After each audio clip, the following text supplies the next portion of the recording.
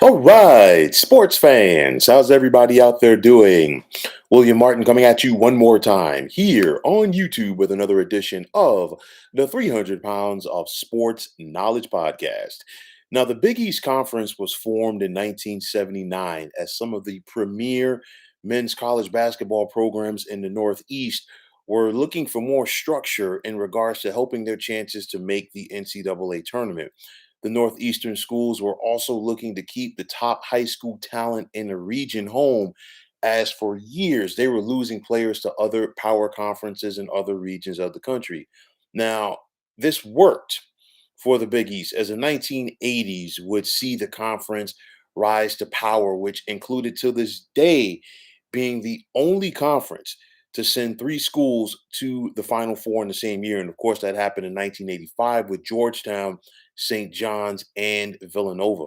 Now, this conference was solidified in its heyday with marquee coaches such as John Thompson II at Georgetown, Lou Carnesecca at St. John's, and Jim Boeheim at Syracuse, just to name a few.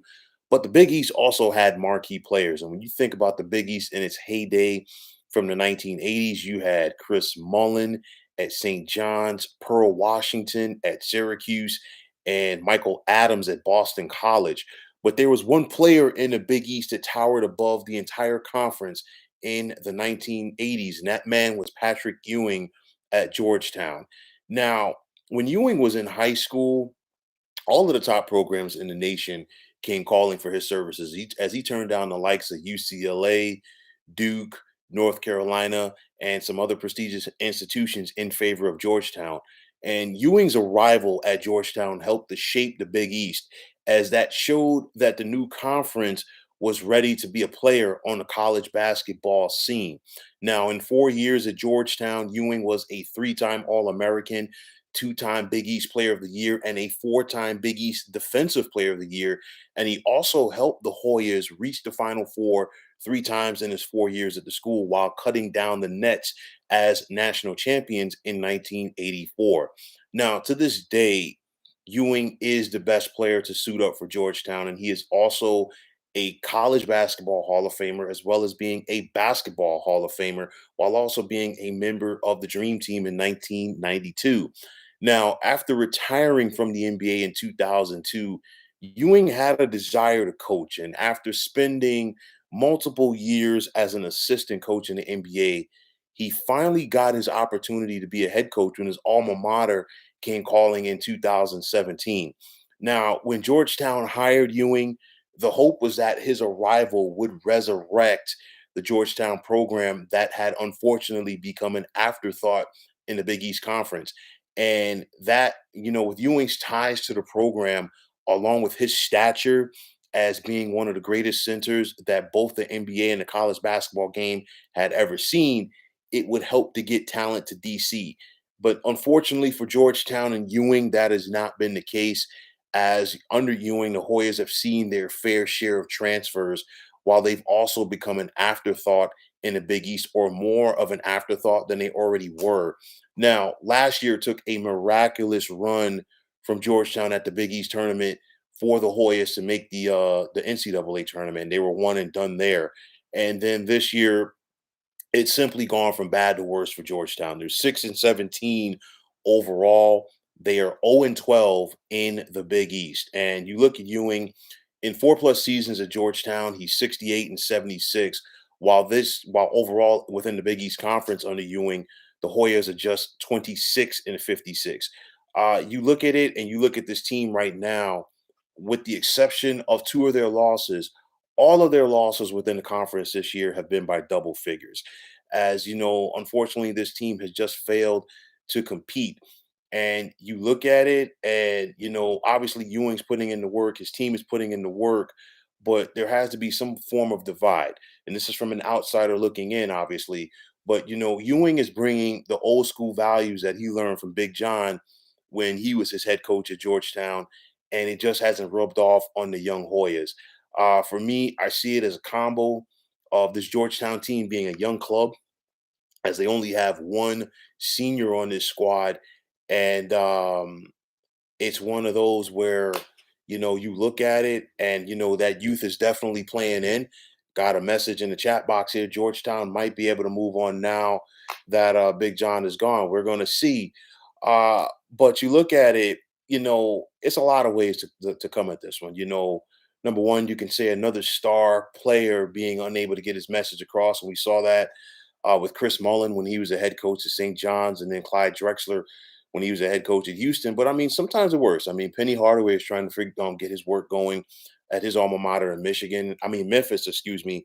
And speaking of Michigan, we saw Jawan Howard get that team to the Final Four last year. The Wolverines have taken a step back this year, but they still have a chance to make the NCAA tournament. But when you think about when Patrick Ewing played at Georgetown as compared to now, a lot has changed on the college basketball scene. It was unheard of in Ewing's day for a guy to leave school early, although it happened once in a while. I mean, you think about Isaiah Thomas leaving Indiana after 2 years, Magic Johnson leaving Michigan State after 2 years, and Michael Jordan leaving North Carolina after 3 years. But nonetheless, for the most part, it rarely happened. And, in those days, it was one of those things where freshmen were to be seen and not heard. Nowadays, when these freshmen are stepping on campus, they want to see how quickly they can get to the NBA because whereas there was a time before, after 4 years, okay, you're ready to graduate, you're ready to see if you can take your game to the next level. A lot of these kids are looking at it now, in 4 years, they want to be in the NBA. They want to be getting ready to finish up their rookie deal, and they want to potentially see what they can do to possibly be even an all-star. So, the narrative has really changed. And, obviously everybody's not going to go out there and get those one and done guys that we see consistently go to Duke and Kentucky, but you still have to find those quality kids that you can develop, and most importantly, that can fit your system and that want to be coached up. So I definitely think there is a divide there, in my opinion, in the old school way and the new school way that is going on in Georgetown right now.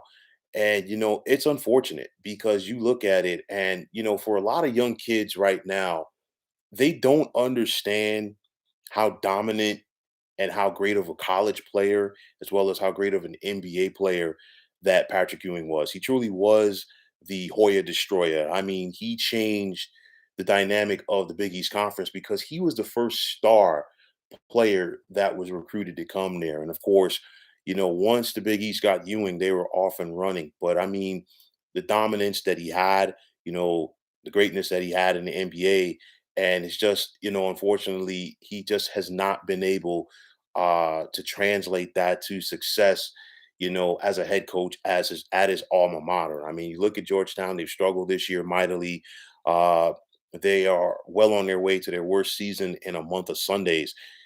This is going to be Ewing's fifth year, and it's going to be interesting to see that whether or not he's going to get another chance to come back next season and redeem himself. And this is that fine line that sometimes you run into when either you have one of your former players come back to coach your alma mater, or in the pros, or you have one of your former greats come back to coach your team and it doesn't work out. At some point, if it's not working out, you want to walk away. But how do you walk away in this case from the guy that put your program on the map? So you look at Georgetown right now, like I said, being unable to compete has been one of the biggest things for the Hoyas so far. They lost by 14 at home to Creighton today. They're on the road for their next three at Creighton, at Marquette, and at Villanova. Good luck. And the majority of their schedule to finish this year is on the road. They got a home game with DePaul on the 24th. And even though DePaul isn't that much better than Georgetown currently in the standings, DePaul is really competing. And then an improved UConn team that is looking to make the NCAA tournament this year under Dan Hurley. That's senior day for the Hoyas. And of course, there's only one senior on this squad. But then they finish up at Seton Hall, at Xavier, two games that are not picnics, and then of course the Big East tournament in New York City at the Garden. Say what you want, but the Big East is still a good conference. I know that there's been a transition several years ago, but now I think things are catching up to speed overall as a conference. But for Georgetown, they've got to find a way to keep up. And if Georgetown were to move on from Ewing, maybe they do something that they have not done in a while, which is to go out of their program. Because you think about it, John Thompson II roamed the sidelines for 27 years at Georgetown before he made way for Craig Esherick, who was his longtime assistant. And when Craig Esherick was let go in 2004, it was John Thompson III who came in and resurrected the Georgetown program, which included getting the Hoyas to the Final Four in 2007. And now they've gone on from John Thompson III to Patrick Ewing. So it's just a real struggle this season for Georgetown. Like I said, they are a young team. So they do have that going in their favor, but I want to see how this team finishes. Again, the Big East Conference is far from being a cakewalk. This conference as a whole is probably going to get 6 or 7 teams in the NCAA tournament next month, and unfortunately for Georgetown, they've got caught up in the wash. So for Georgetown and Ewing, they're taking it on the chin. You're hopeful that things get turned around for Big Patrick, but at this point, it hasn't gotten started on the right foot, at least for his tenure down in DC. So, folks, that is going to wrap it up. And as always, I want to take this time out to thank you for tuning into the 300 Pounds of Sports Knowledge podcast here on YouTube. I want to take the time out to thank all of you fine folks out there for tuning in. And if you have not already, please feel free to subscribe to this channel. Now, if you're on Twitter, please feel free to follow me at 300 Pounds of Sports. And like I always say, if you follow me, it'll be my pleasure to follow you right back. There's also the sports discussion group on Facebook at the Sports Depot 365. You can check it out, drop a line, and be a part of one of the better sports debating sites going on social media. So, once again, fine folks, my name is William Martin. I'm signing off, saying take care and have yourselves a wonderful day.